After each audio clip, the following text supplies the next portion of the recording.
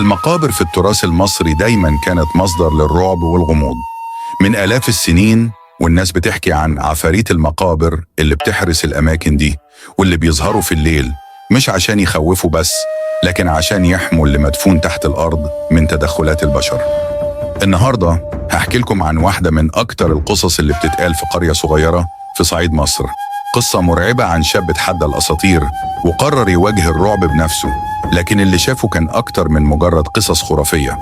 في قرية صغيرة نائية على ضفاف النيل كان في مقبرة قديمة الكل عارف إنها مسكونة. المقبرة دي كانت بتتوارث حكاياتها من جيل لجيل. الناس كلها كانت بتقول إن المكان ده بيدخلوا اللي ما عندوش خوف، بس ما فيش حد بيطلع منه سليم. حكايات العفاريت اللي بتحرس القبور بقت أسطورة بين الناس، والكل بيحذر من الاقتراب من المقبرة بعد غروب الشمس. لكن في يوم من الأيام سامي، شاب من أهل القرية معروف بجرأته وعزيمته، قرر إنه يكسر الحظر اللي حطته الأساطير ويكتشف الحقيقة بنفسه. سامي كان عنده فضول ما يتوقفش وحب للتحدي. كان بيقول دايما: إزاي نفضل عايشين في خوف من حاجة ما عملناش حاجة؟ لازم نواجه مخاوفنا. الليلة اللي قرر فيها سامي يدخل المقبرة كانت من الليالي اللي الجو فيها كان غريب. الريحة كانت بتهب بشكل متقطع، والسحب السوداء كانت مغيمة على السماء. أهل القرية لما عرفوا بخطته حاولوا يمنعوه. جده حسن أقدم راجل في القرية قال له: المكان ده مش لأي حد يا سامي، المقبرة دي محروسة وكتير دخلوا قبل كده ومرجعوش. لكن سامي ما كانش بيصدق الحكايات دي، أساطير وخرافات، كله كلام عشان يخوفونا بس. كان بيقولها بثقة. فجر شمعته الصغيرة ولبس هدومه وطلع على المقبرة. وصل سامي عند المقبرة والظلمة كانت مسيطرة تماما على المكان. البوابة الحديدية الصادقة كانت بتصدر صوت صرير غريب وهي بتفتح، كأنها مش بتفتح بسهولة. دخل سامي المقبرة بخطوات بطيئة وحذرة، وكانت كل حاجة حواليه ساكتة. السكون كان مرعب أكتر من الأصوات نفسها. المقابر حواليه كانت قديمة جدا، وبعض القبور كانت مفتوحة جزئيا بسبب الزمن، كأنها بتشاور على ماضي منسي.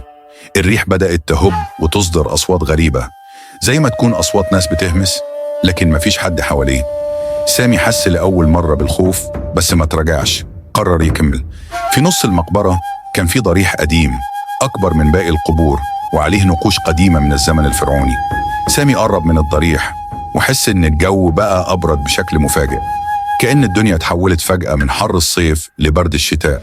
دخل الضريح وكان الظلام فيه كثيف، مجرد شعاع بسيط من القمر كان داخل من فتحة صغيرة في السقف. وهو بيدور في الضريح شاف حاجة خلت قلبه يقف.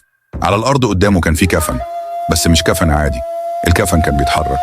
فجأة خرج من الكفن كائن غريب، شكله كان نص إنسان ونص دخان، وكان عينيه بتلمع باللون الأحمر.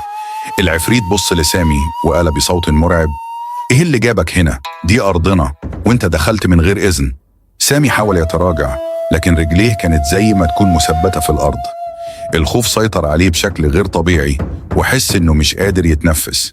العفريت بدأ يقرب من سامي وصوته كان بيزيد في الرعب: كل اللي دخلوا هنا قبلك روحهم بقت ملكنا، وإنت مش هتكون غير واحد منهم. العفريت مد إيده ناحية سامي، وفي اللحظة دي سامي افتكر كلام جده حسن عن استخدام القرآن لحماية نفسه. سامي بصعوبة بدأ يقرأ آيات من القرآن بصوت عالي، وفي اللحظة دي العفريت بدأ يتراجع. الدخان اللي كان حوالين العفريت بدأ يختفي، وكأنه بيضعف مع كل كلمة سامي بيقولها. لكن الرعب ما كانش خلص هنا. فجأة الأرض بدأت تهتز تحت رجليه، والمقابر حواليه بدأت تصدر أصوات غريبة، كأن الأرواح اللي كانت مدفونة فيها بدأت تستيقظ. سامي بمجرد ما شاف العفريت بيختفي حاول يهرب من المقبرة، لكن في كل مرة كان يحاول يجري ناحية البوابة كان يحس إن المقبرة بتقرب منه أكتر، كأنها بتحبسه جواها. الأصوات حوالينه كانت بتزيد، وبدأ يسمع أصوات صراخ وبكاء جاية من كل ناحية. وأخيراً بعد معاناة كبيرة سامي وصل للبوابة الحديدية وخرج منها، لكن بمجرد ما خرج حس إنه مش هيرجع أبداً للمكان ده. المقبرة اللي كان فاكرها مجرد خرافة اتحولت لمكان مرعب مليان أسرار غامضة. لما رجع سامي للقرية كان شكله متغير تماماً. الخوف كان باين على وشه، وكل أهل القرية عرفوا إنه شاف حاجة مش عادية. سامي ما كانش قادر يتكلم عن اللي شافه لمدة أيام، لكنه بعد كده حكى لأهل القرية عن العفاريت اللي شافها واللي حصل جوه المقبرة. الناس في القرية بقت أكتر خوفاً من المقبرة، والأسطورة بتاعت عفاريت المقابر فضلت تكبر مع الوقت. كل جيل كان بيحكي الحكاية بطريقته، وكل مرة كانت بتبقى مرعبة أكتر من اللي قبلها. النهاردة المقابر دي بقت جزء من التراث المصري، وكل قرية عندها حكاياتها الخاصة عن عفاريت المقابر. بس في النهاية الأسئلة بتفضل: هل الحكايات دي مجرد خرافات؟ ولا في فعلا حاجة مرعبة بتحصل في الأماكن دي بعد غروب الشمس؟